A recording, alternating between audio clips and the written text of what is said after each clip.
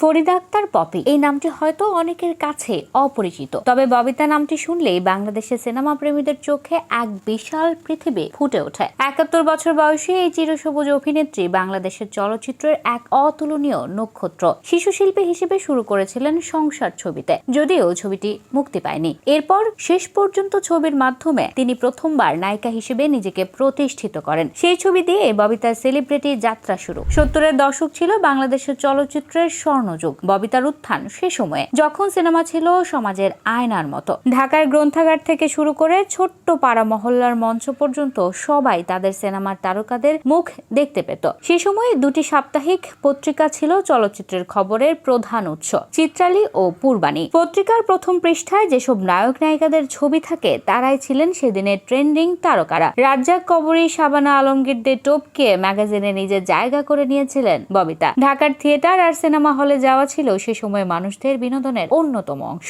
সে সময়টায় মুক্তি পায় ববিতার গোলাপে এখন ট্রেনে। সেই সময়কার স্বল্প কিছু রঙিন সিনেমার মধ্যে একটি ছিল এই সিনেমাটি। গোলাপে এখন ট্রেনে সিনেমাটি এখনো বাংলা সিনেমার অন্যতম এক কাল্ট ক্লাসিক হিসেবে বিবেচিত হয়। ববিতার শৈশব কৈশোর কাটে যশোরে। বাবা ছিলেন সরকারি কর্মকর্তা, মা ছিলেন চিকিৎসক। বড় বোন সুচন্দা আর ছোট বোন চম্পা সবাই চলচ্চিত্রে কাজ করেন। ছোটবেলা থেকেই পরিবারের সাংস্কৃতিক পরিবেশ তাকে গড়ে তোলে একজন শিল্পী রূপে। পড়াশোনা করেছিলেন যশোরের দাউদ পাবলিক বিদ্যালয়ে। পরে ঢাকায় আসেন বড় বোনের সঙ্গে, কিন্তু কলেজ কিংবা বিশ্ববিদ্যালয়ে নিয়মিত পড়ালেখা করতে পারেননি ববিতা, কারণ সিনেমার কাজ এতটাই বেশি ছিল যে সময়ের অভাব ছিল। তারপরও নিজ থেকে ইংরেজি ও বিদেশি ভাষা শেখার মাধ্যমে নিজেকে পরিমার্জিত করেছেন। ১৯৭৫ সালে জাতীয় চলচ্চিত্র পুরস্কারে নয়নমণি ছবির জন্য প্রথমবার শ্রেষ্ঠ অভিনেত্রীর খেতাব পান। এরপর বাদী থেকে বেগম ও বসুন্ধরা ছবিতে একই পুরস্কার টানা দুবার জিতে নেওয়া এক বিরল অর্জন। ১৯৮৫ সাল পর্যন্ত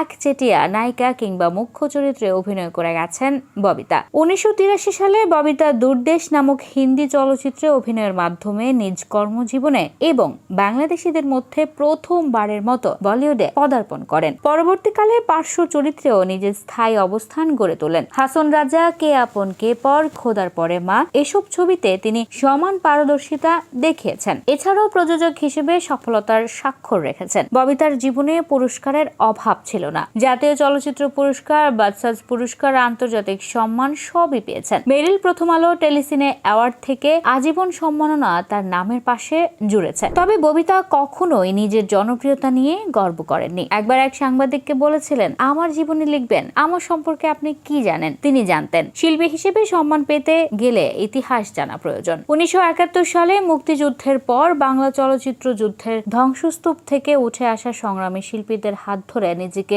গড়ে তোলে। ববিতার মতো শিল্পীরা সে সময় সাহসিকতার সঙ্গে কাজ করেছেন, যা আজকের প্রজন্মকে প্রেরণা দেয়। ববিতা আজও সিনেমার পর্দায় সমান প্রাসঙ্গিক। মা, ভাবি কিংবা পার্শ্ব চরিত্রে তিনি নিজেকে মেরে ধরেন তাজা ভাবে। শহুরে, গ্রামীণ, সামাজিক কিংবা অ্যাকশন সব ধরনের চরিত্রে সাবলীলতার পরিচয় দিয়েছেন। তার অভিনয় দর্শকদের হৃদয়ে আজও গভীর ছাপ ফেলে। ববিতার জীবন শুধু চলচ্চিত্র নয়, এক সমাজের চিত্র বটে। সেখান থেকে উঠে আসে স্বপ্ন, সংগ্রাম, প্রেম আর আবেগ। ববিতা এমন একজন অভিনেত্রী যিনি তার নামের সঙ্গে দেশের চলচ্চিত্রের ইতিহাস গেঁথে রেখেছেন।